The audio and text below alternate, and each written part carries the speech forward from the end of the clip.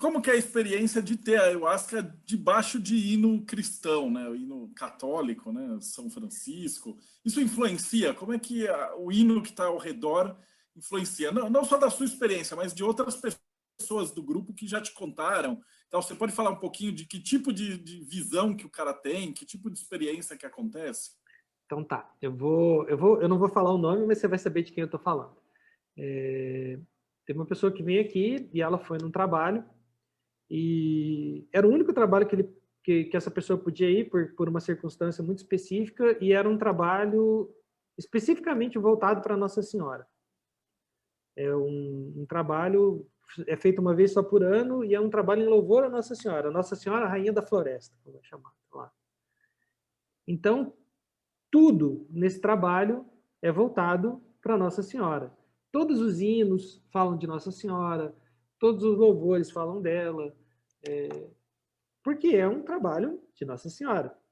Essa pessoa estava lá e ele começou a entrar em desespero, porque ele não estava vendo Nossa Senhora, ele estava vendo Freia.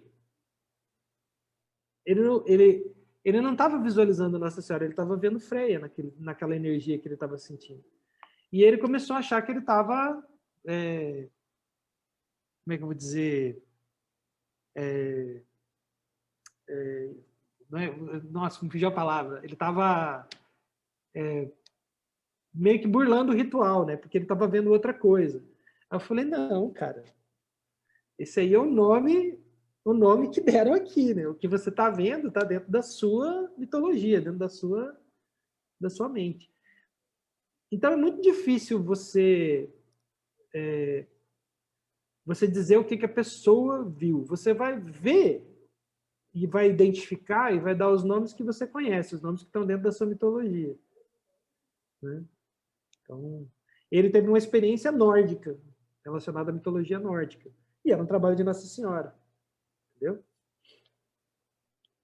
Bom, isso de comparação eu sei porque quando eu tomei, isso num outro grupo que era do pessoal do Acre, eu sei o pessoal que recebeu o livro de Cabala, lembra que vinha um pôster dentro que tinha 1 milhão de deuses que compunham a árvore inteira, com várias caras e rostos e quadros e tudo.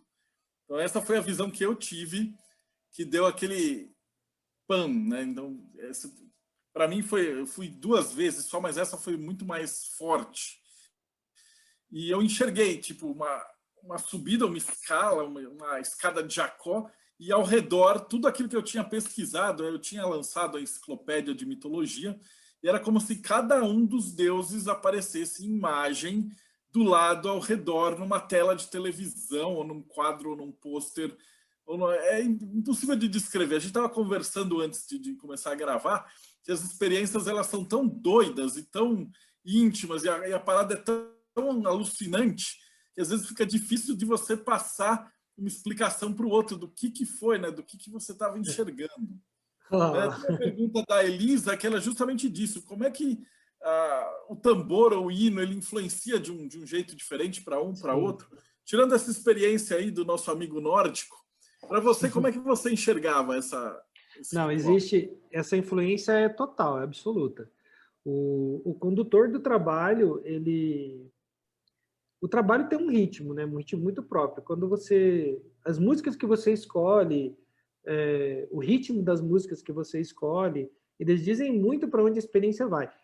Você não vai conseguir influenciar no que a pessoa está sentindo, mas, por exemplo, a pessoa ela toma ayahuasca, ela está muito sensível, ela fica mais sensível, e de repente você coloca uma música que tem um pitch acelerado, com uma batida de tambor acelerada, automaticamente a pessoa vai acelerar também, vai aumentar os batimentos cardíacos dela, ela vai ter uma experiência mais forte nesse sentido. A gente, inclusive, tem um momento que o pessoal fala assim, de chamar a força, quando começa o trabalho. Vamos chamar a força. O que é isso? Eles colocam músicas de tambor lá, tambor batendo forte, uma música com pitch marcado. Por quê? Para isso, para que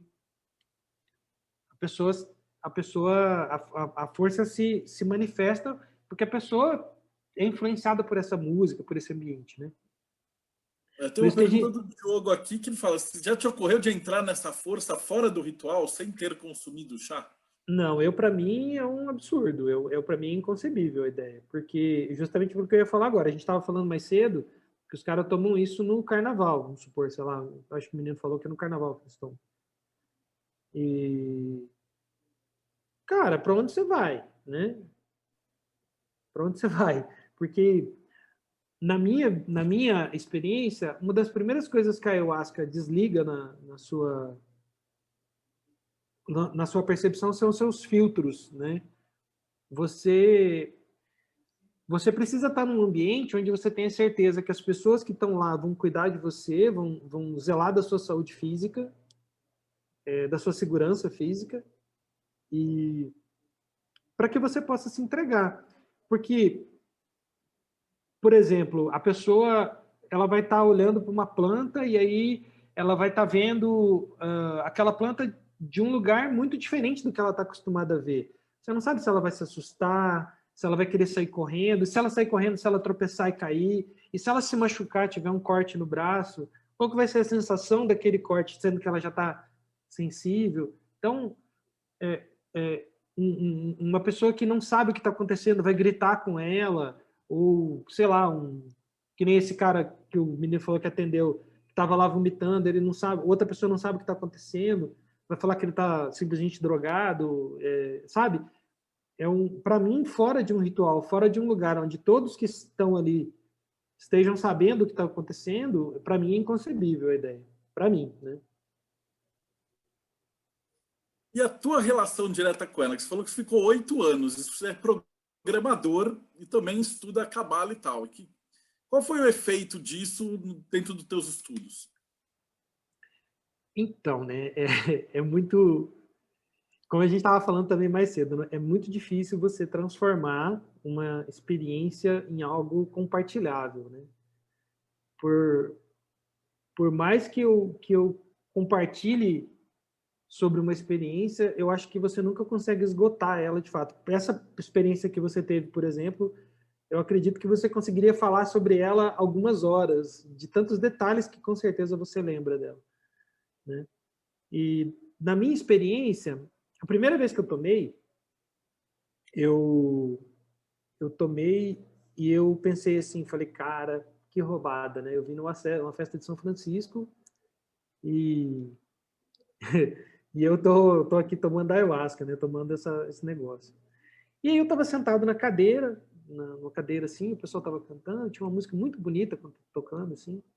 E aí eu me lembro que eu olhava para minha mão assim, parecia que a minha mão tinha o tamanho de uma mesa assim, minha mão estava gigante, sabe? Os meus movimentos assim, nossa, os dedos, era uma coisa tão detalhada, assim, detalhes do movimento do dedo, do sentir o dedo, do toque, sabe? Num primeiro momento, foram experiências muito sensoriais, sabe? Descobrir o corpo, descobrir o toque, o cheiro, os sons, sabe? Tudo era muito bonito e tal. Até um momento que nisso você acaba se inebriando, sabe? Você acaba, nossa, que luz bonita, sabe? Que árvore legal. E se você ficar nisso, você fica nisso mesmo. Você não vai. Pode acontecer de você ter uma experiência mais profunda, mas se você ficar distraído com essas coisas, você vai ficar no mundo dos sentidos mesmo. E aí teve um momento que eu sentei e, e eu fechei os olhos na cadeira, porque eu estava cansado, era tarde, eu tinha trabalhado o dia todo, era uma sexta-feira. E eu sabia que eles eram cabalistas, né? Eu sabia que eles tinham uma ideia de estudar cabala naquele lugar. E eu tinha ido lá porque eu achei interessante a ideia de ter um lugar que se dizia de São Francisco, São Franciscano e cabalista. Só que eu não sabia da ayahuasca, né? Que era a terceira parte. E aí, e eles estavam falando justamente de alguma coisa de cabala. Eu não me lembro da fala, mas eu me lembro que por um instante eu desapareci. Eu era como se eu tivesse no pano de fundo do universo, sabe? Eu estava vendo uma outra coisa, era uma outra realidade. É uma das experiências mais interessantes com a ayahuasca, que é a experiência do não tempo, né? Na cabala, né? Dando aula de cabala para o Marcelo, veja só. Na Cabala fala que Deus não está no ontem, Deus não está no hoje, Deus não está no amanhã, né? Deus está no sempre, né? Ele está no não tempo, né? Porque ele não está em nenhum desses três lugares. E a ayahuasca te proporciona uma experiência de não tempo. É um instante naquele trabalho que eu não sei te dizer quantas horas durou. Eu não sei te dizer quanto tempo se passou. Eu não sei mensurar. Eu sei porque eu cheguei lá num horário e saí num outro horário. Mas aquele instante foi como se ele tivesse durado uma eternidade, assim, sabe? Num contato muito íntimo com o que eu acredito, com ancestralidade. Aí existem muitas coisas que você pode fazer. Essa, para mim, é a experiência mais assim, avassaladora da ayahuasca. Uma das mais avassaladoras é essa, da experiência do não tempo. E foi o que aconteceu comigo da primeira vez. E aí, as próximas vezes você começou a estudar a Cabala lá e comungar. E aí como é que foi? então, aí existem trabalhos guiados. A gente fazia trabalhos com a ideia da subida pela árvore da vida, né? Utilizando os nomes de Deus, entoando eles, ouvindo eles gravados em hebraico. E não é exatamente uma experiência muito confortável, porque são vibrações muito fortes, né? E aí, com o tempo, você aprende que existem outros tipos de experiência. Você acaba tendo contato com... É porque eu tenho muito medo de dar exatamente a minha opinião, porque eu tenho uma visão um pouco não espiritualista sobre algumas coisas. Existem experiências que são espirituais, sim. Você tem acesso a coisas ali que são visivelmente são de outra realidade, sabe? A dificuldade de explicar é tão grande que não faz muito sentido estar aqui. Não tem como compartilhar uma experiência com outra realidade.